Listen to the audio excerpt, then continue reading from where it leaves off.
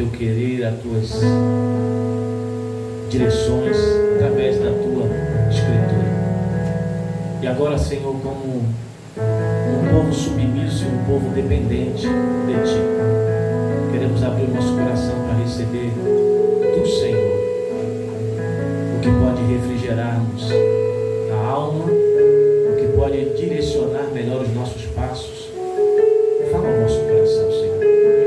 Usa o Teu Filho como boca do Senhor aqui nessa noite. Nós nos submetemos à Tua voz. Queremos calar diante da Tua voz e Te ouvir. Então fala através do Teu Filho e abençoe a vida do Teu Filho como canal de bênção neste momento. Nós oramos no nome de Jesus. Amém. Graça e paz, amados irmãos.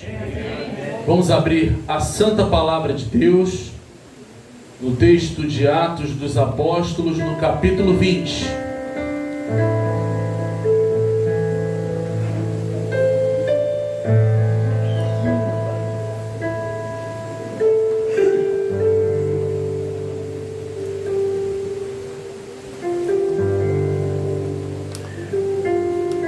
Atos dos Apóstolos, no capítulo de número 20.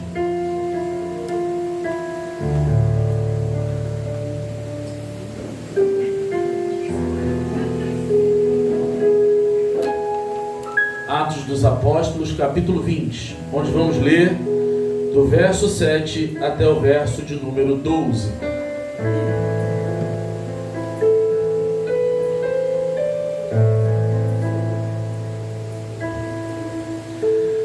Atos dos Apóstolos, do capítulo 20, do 7 até o 12. Vamos ler, diz assim, vamos ler alternadamente, tá bom? Paulo em Troade. No primeiro dia da semana, estando nós reunidos com o fim de partir o pão, Paulo, que devia seguir viagem no dia imediato, exortava-os e prolongou o discurso até à meia-noite. Havia muitas lâmpadas no cenáculo, onde estávamos reunidos. Um jovem chamado Eutico, que estava sentado numa janela, adormecendo profundamente durante o prolongado discurso de Paulo, vencido pelo sono, caiu do terceiro andar abaixo e foi levantado morto. Descendo, porém, Paulo inclinou-se sobre ele e, abraçando-o, disse: Não vos perturbeis, e a vida nele está. Subindo de novo, partiu o pão e comeu, e ainda lhes falou largamente até o romper da alva, e assim partiu todos. Então conduziram vivo o rapaz e sentiram-se grandemente confortados.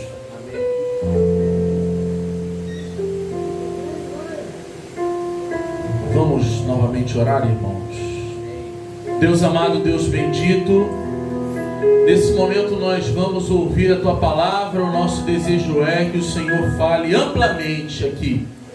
Portanto, o Senhor silencia o nosso coração, retira tudo o que está lá fora do nosso pensamento e que a gente possa conectar com o Senhor a ponto de entender a Tua palavra. Essa é a nossa oração. Fazemos isso em nome de Jesus. Amém. Amém. Irmãos, nessa segunda oportunidade de mensagem, pensei em meditar com os irmãos a respeito do desafio de ser a igreja que Deus quer que sejamos. Todas as palavras que já foram faladas até aqui se conectam com o que nós vamos falar agora, e acredito que a minha mensagem será um complemento para tudo aquilo que já foi falado, mas também um divisor de águas, no sentido de que nós sairemos desse retiro com um desafio grande de praticar tudo aquilo que nós estamos aprendendo aqui, porque senão não faria sentido o Senhor nos trazer aqui. Então, se nós estamos aqui, é porque a gente precisa pensar que há algo diferente que o Senhor está requerendo de nós quando nós sairmos então está aqui. Estamos diante de um texto riquíssimo da palavra do Senhor, que tem muito a ver com os dias atuais, porque ele vai falar para nós, meus amados irmãos, a respeito de que num contexto de uma infinidade de igrejas, num contexto de variadas igrejas, nós somos convidados a unir o que cada um tem de bom e juntar tudo isso e entender que nós não somos, amados, pessoas em que vão cada um levantar a sua bandeira. Nós somos a igreja em que nós temos uma única missão, um único papel, uma atividade aqui nessa terra, somos passageiros aqui e nós somos a igreja do Senhor. Então, meus queridos, nessa infinidade de igrejas, somos convidados a pensar que há uma igreja que o Senhor quer que sejamos. E isso é ótimo, porque há também uma variedade de pessoas, uma variedade de grupos, de pensamentos, de ideias, e estamos inseridos naquilo que lá em 1 Pedro, no capítulo 4, verso 10, vai dizer: a multiforme graça de Deus. O texto é claro em nos dar essa expressão. E embora pareça perigoso, embora pareça confuso, nós pensarmos em vários pensamentos, estilos, ideias, correntes, sermos chamados a uma única postura. E aí você se pergunta: como que eu vou saber, pastor, ser a igreja correta? Como que eu vou saber ser a igreja que Deus quer? O princípio tênue é que essa igreja está pautada na palavra. Se a igreja não tiver um comportamento bíblico, todas as lições que nós vamos dissecar aqui, entender aqui, ficará difícil. Então, há um grande desafio já de cara. Entender o texto de Atos capítulo 20, nessa perícope, nesse pedaço do texto, de modo que eu preciso pedir a Deus, já agora de início, que Ele me ajude, porque quando eu sair desse retiro, eu preciso ter mais prazer em ler a palavra de Deus. Isso está caindo no desuso. As pessoas não querem mais ler a palavra. Leem a Bíblia, meditam na Bíblia apenas no domingo, apenas no culto de doutrina, apenas numa escola dominical. Mas estudar a palavra deve ser algo constante. E a forma que você vai fazer isso, Deus vai dar a cada um uma estratégia, um recurso. Mas nós precisamos resgatar, em nome de Jesus, a capacidade, a ousadia e a vontade de ler a palavra de Deus. Amém. Queridos, esse texto vai falar do tempo do apóstolo Paulo, obviamente. E esse tempo é um tempo em que ele enfrenta muitos desafios, aonde ele passa por muitas dificuldades, para poder caracterizar a igreja de acordo com aquilo que Deus estava requerendo. E todos que fazem parte da liderança de uma igreja sabem do que eu estou falando. Não é fácil liderar, muito menos uma igreja. Porque, queridos, na igreja não importa a nossa vontade. E a gente precisa entender isso. Na igreja importa a vontade de Deus. Então Paulo, ele tinha uma vontade para aquela igreja, mas não importava a vontade de Paulo, importava a vontade de Deus. E a Bíblia vai nortear essa vontade como sendo boa, perfeita, podem falar, e agradável. Essa vontade é uma vontade soberana. Ou Deus é, queridos, um Deus soberano, ou Ele não é. Ou Deus cumpre a vontade dEle, ou nós estamos lidando com uma mentira, amados. E aí não há dúvida, porque Paulo, ele estava fazendo a vontade de Deus, caminhando, viajando, viagens chamadas viagens missionárias.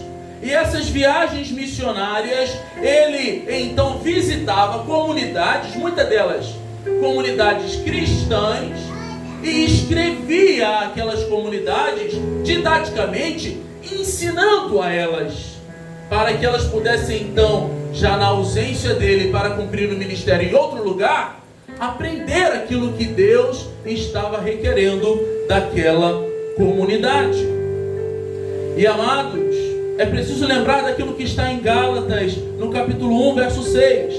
Estejais passando tão depressa daquele que vos chamou na graça de Cristo para outro evangelho. E como entender isso? A viagem, a visita à igreja de Troade, Paulo então presta serviços que nós caracterizamos como serviços pastorais àquela igreja. E ele então ensina aquela igreja, aquela comunidade, a ser uma porta aberta à palavra. E Deus abre aquela oportunidade, fazendo com que aquele lugar, mesmo sendo um lugar de passagem, mesmo Paulo não fixando moradia ali, mas um lugar estratégico de visão missionária, onde muitas almas seriam conquistadas para o Senhor Jesus. E olha o que acontece naquele lugar, meus amados irmãos. Talvez tivesse ali uma casa que abrigasse Paulo, uma pousada que abrigasse Paulo, mas, meus amados irmãos, ele deixa ali algumas roupas, ele deixa ali alguns livros, mas ele não fixa moradia ali naquele lugar. E o ministério de Paulo ali naquele lugar, o ministério paulino ali naquele lugar, é marcado por um milagre. Milagre que acredito que Deus também pode marcar esse retiro, operando milagres aqui hoje, não é amanhã. Não é quando você voltar para casa. Deus está curando aqui, libertando aqui, salvando aqui, transformando aqui, fazendo milagres aqui, porque Ele é um Deus de hoje, não só de amanhã. Então o que acontece? Paulo vê um milagre acontecendo ali naquele lugar. Um jovem ressuscita, é ressuscitado durante uma de suas preleções. E esse milagre vai mostrar àquela igreja, como mostra a igreja de Santíssimo e as igrejas aqui representadas nesse retiro, como é verdadeira a vontade do Senhor. E essa vontade, ela tem liberdade para agir. Até que você, se fechar o teu coração, desculpe dizer, meu querido, mas o Senhor vai adentrar, você dizendo sim ou não. É claro que o Senhor educado, ele bate a porta, mas se você fechar essa porta, ele penetra por essa porta, ele adentra no teu coração, porque como bons presbiterianos, reformados que somos, nós cremos na graça irresistível. Ainda que você crie uma resistência, esse chamado, você não pode dizer não. Queridos, não tem essa possibilidade. Não tem. Então eu quero tratar algumas lições com os irmãos, bem pontuais, bem objetivas, no sentido de que eu gostaria que até quem tivesse de caneta pudesse marcar no texto, ou quem tivesse com um bloquinho, como eu vi um irmão ali anotando tudo na escada ontem quando eu desci para a gente lá socorrer o nosso irmão Gerson, que hoje já está curado para a glória de Deus. Meus irmãos, toma nota para você melhorar essa mensagem, aprimorar um pouquinho mais o sermão do pastor e pregar essa semana para outra pessoa, amém? Até porque quarta-feira é quarta-feira de cinzas, vai voltar todo mundo cheio de cinzas, queridos.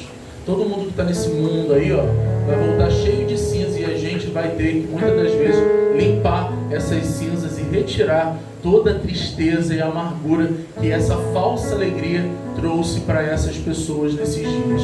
Não é a verdadeira alegria igual nós estamos voltando para casa, cheio do Espírito Santo, cheio da unção do Senhor, com mente renovada, corpo renovado. Nós estamos voltando para limpar algumas cinzas dessa sociedade. Então a primeira lição que eu gostaria que os irmãos tomassem nota, está no versículo de número 7, quando vai dizer assim, estão com a Bíblia aberta? Versículo 7 diz assim: no primeiro dia da semana, estando nós reunidos com o fim de quê? Partir o pão. E sabe o que isso significa? Para aquele povo, naquele lugar e naquela viagem, significa reunião para a adoração. Eles olhariam para o que nós estamos fazendo aqui, eles diriam que nós estamos reunidos aqui no salão nessa hora para partilhar o pão. Porque o pão é a palavra, o pão é o alimento. E o que acontece? A igreja situada em Troade, ela se reunia no primeiro dia da semana, porque era costume naquele lugar. E ela reunida ali, aqueles irmãos tinham um propósito. Igual propósito? A adoração. Há talvez, amados irmãos, um pensamento de algum irmão aqui, alguma irmã, de que nós viemos aqui com o objetivo do lazer. Até viemos. Louvamos a Deus pelo sol que Ele está nos enviando e as oportunidades de uma cachoeira maravilhosa e de uma piscina, de um campo de futebol, das rodas de conversa.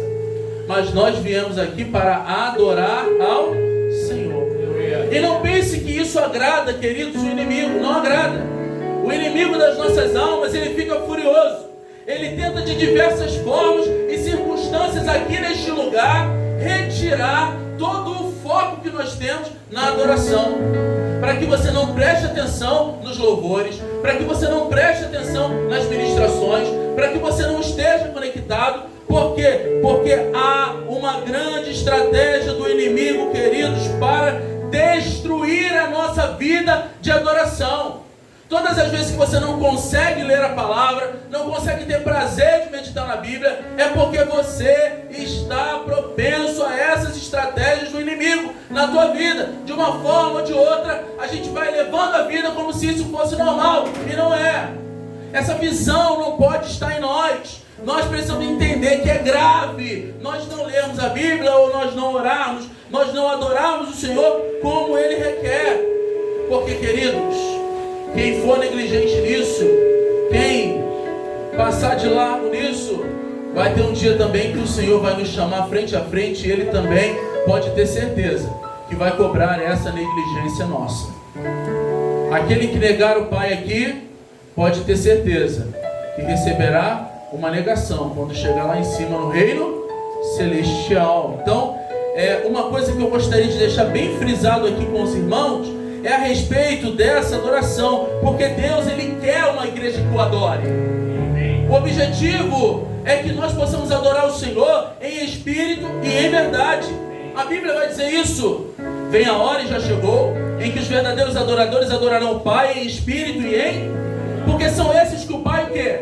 Procura para serem o quê? Os seus adoradores. Deus é espírito, e importa que os seus adoradores o adorem em espírito e em...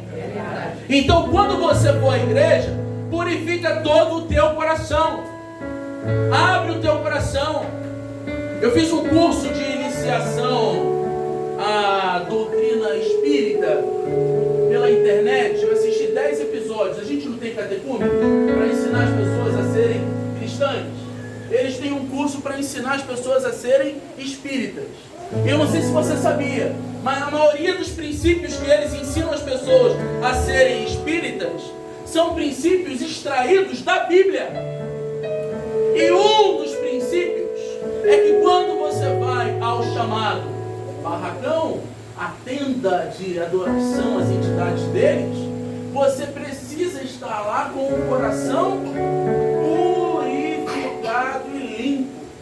Porque segundo eles, se não for assim, a entidade não baixa nos médiuns. Esse princípio é extraído da onde? Da Bíblia, sabiam disso? E a gente precisa saber para dialogar com quem é de outra religião, sem ofendê-los e trazê-los para a nossa fé. Porque senão você não terá argumento. Você vai atacá-los, afastá-los e não os trará para a nossa religião. Então, queridos, esse princípio é um princípio bíblico. onde nós aprendemos que alguém, para entrar na tenda da adoração, precisa purificar o seu coração. Não adianta ir à igreja para adorar o Senhor se não consegue manifestar o perdão. Não adianta ir à igreja para adorar o Senhor se não consegue refrear aquilo que é. Se o domínio próprio está faltando, se o amor, ou a alegria, ou a bondade, ou qualquer outra manifestação de um comportamento cristão está faltando, nós precisamos pensar em oferecer ao Senhor uma verdadeira adoração. Não podemos frequentar a igreja como um clube. A igreja não é um clube. A igreja não está para nos agradar. Nós estamos lá para agradar o Senhor. A igreja é um lugar de adoração. A hora é de adoração. Não é uma hora de tantos sorrisos ou de tantas conversas. As que tiverem, que seja para a glória de Deus, para tirar a dor de alguém, o choro de alguém. Mas na igreja nós precisamos pensar bem que lá é um lugar de adoração. Muitas das vezes, queridos, nós vemos uma total falta de reverência nas igrejas. Pararam para pensar isso? As pessoas entram no templo quando está fazendo a leitura bíblica. As pessoas entram no templo quando se está fazendo uma oração, uma conversa com Deus. As pessoas não esperam mais na porta. Não tem mais essa etiqueta, esses princípios.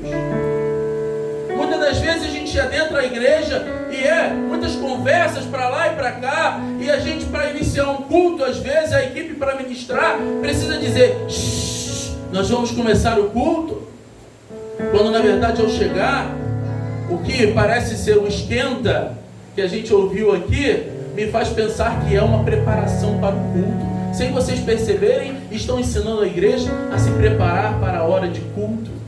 Porque aqui é o lugar já de ir cantando, já é o lugar de ir orando, já é o lugar de abençoando um ao outro, já é o lugar de ir percebendo o Espírito, de colocar o coração, de derramar a vida, para oferecer ao Senhor uma verdadeira adoração.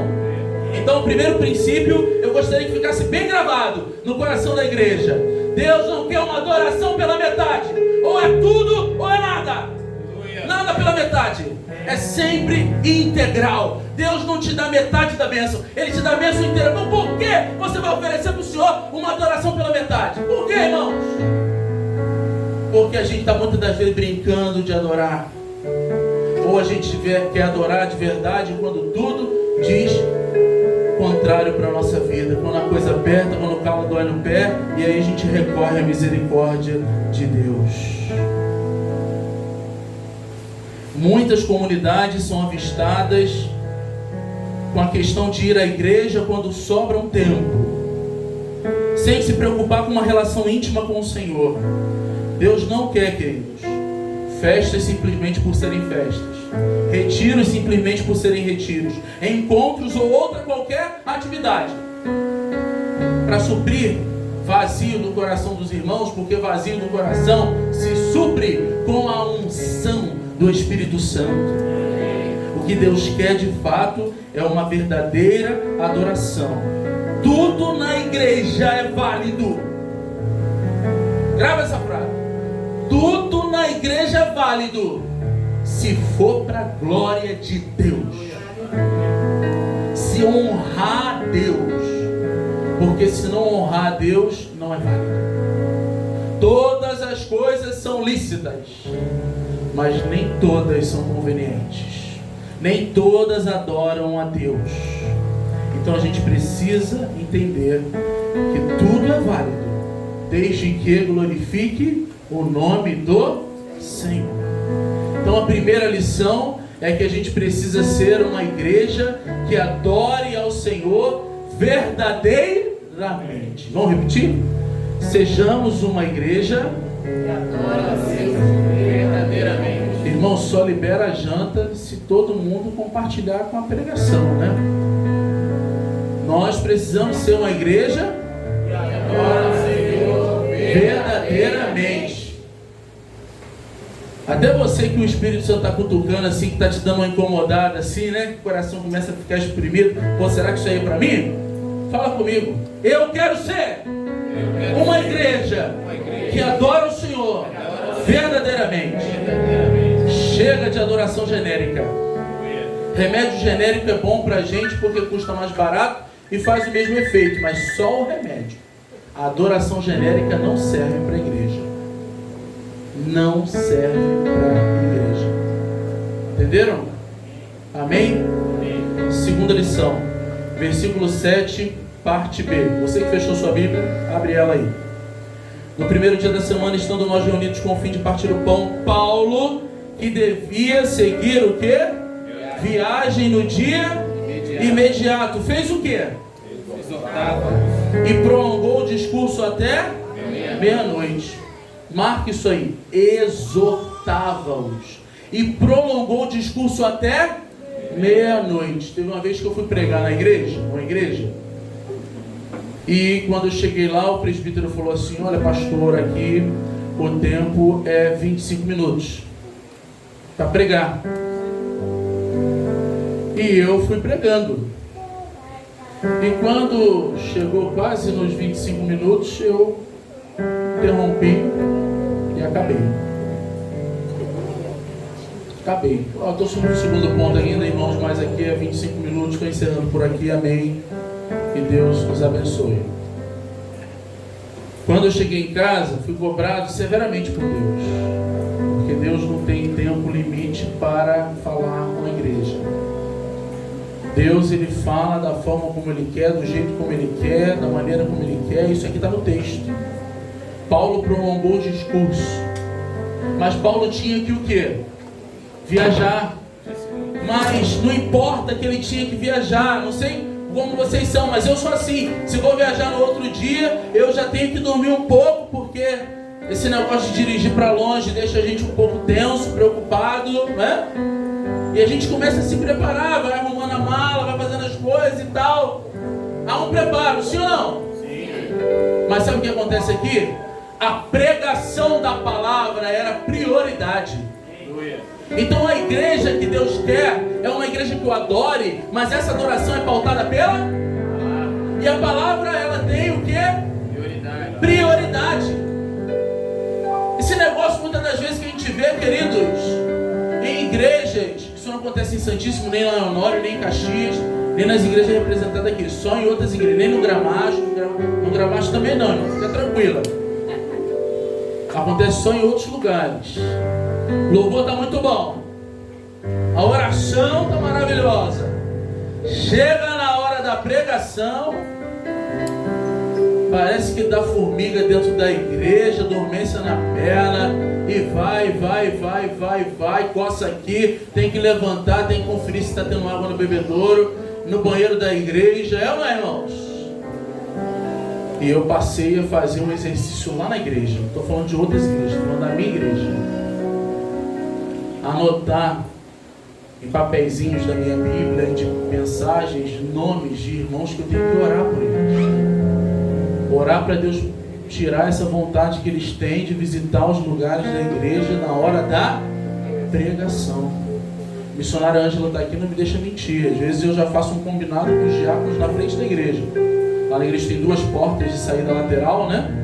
Eu falo, quero um irmão naquela porta ali, um irmão naquela porta ali, as saídas só emergenciais mesmo, né? As gestantes que vão ao banheiro, uma criança que está chorando. Graças a Deus lá o berçário é dentro do templo, então tem como já ir para a sala do berçário lá. Lá já tem tudo que a criança precisa, micro-ondas, beber água, esquentar papinha, fazer tudo.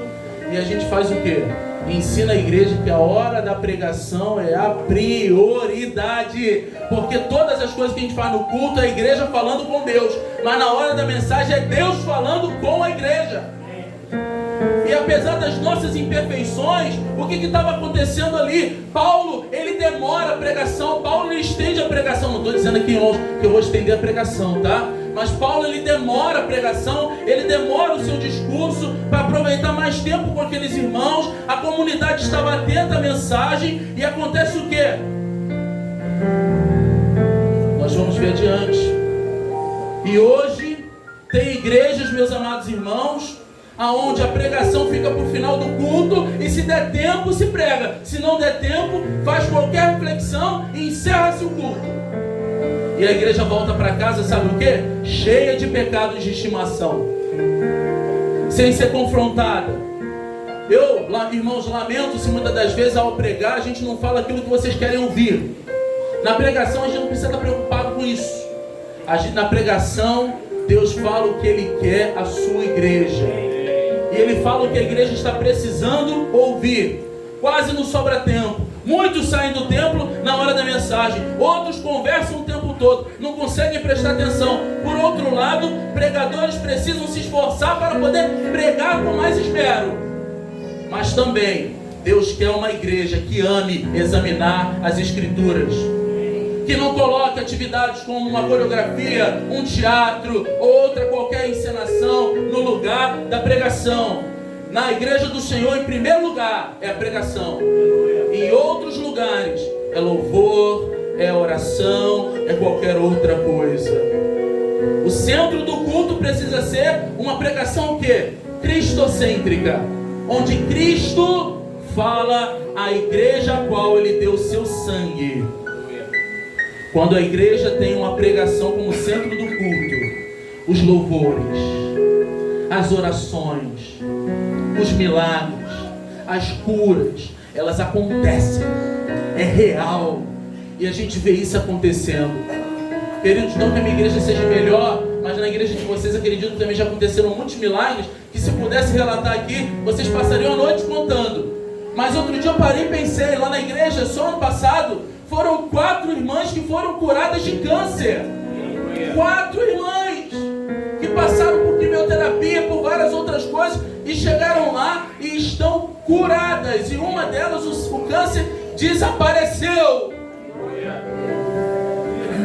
O que isso é? Isso é a autoridade de Deus sobre aquela igreja. Quem não gosta de pregação é incrédulo. Quem não gosta de pregação é ímpio que está alimentando pecado.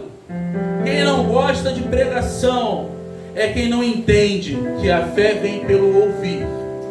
E o ouvir, o quê? Palavra de Deus. Então, em primeiro lugar, a igreja precisa ser uma igreja que adore verdadeiramente. Mas em segundo lugar, a igreja precisa ser uma igreja que prolongue o discurso. E que em primeiro lugar esteja a pregação da palavra do Senhor. Em terceiro, versículo 8. As mulheres que não fecharam a Bíblia, leia por favor. Havia o quê? Muitas lâmpadas no cenáculo. Onde? O local onde a igreja de Troade estava reunida, havia a presença de muitas pessoas ali, sim ou não? E havia, segundo o texto está falando para nós, olha o texto, muitas lâmpadas naquele cenáculo. Isso indica para nós uma lição. A igreja do Senhor, ela não está aqui por acaso. Nós não estamos aqui por acaso. Não existe acaso para aqueles que creem no Senhor. A igreja está aqui por uma missão. E a igreja está aqui, qual é essa missão? Iluminar o mundo. Porque onde as trevas estão e chega a luz, as trevas batem em retirada. As trevas não ficam. E nesse lugar, se nessa noite há alguma treva aqui, nós estamos chegando